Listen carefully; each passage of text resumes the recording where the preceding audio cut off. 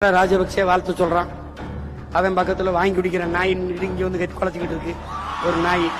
நாய் உனக்கு தமிழில எங்க இருக்கு, தெற்கு இருக்கா வடக்கு இருக்கான்னு தெரியாது.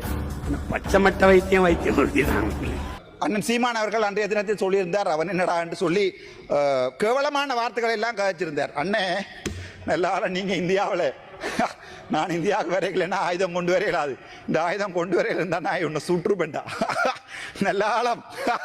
நல்ல நீ இப்போது இந்தியாவில், ஏனென்றால் இந்திய மக்கள் நல்லவர்கள். எங்களுடைய தேசியம் கதைக்கப்படுகின்ற போது உன்னை அவர்கள் தேசியம் கதைக்கிறாய் என்பதற்காக பார்க்கிறாடே சுற்றுப்பட்டா.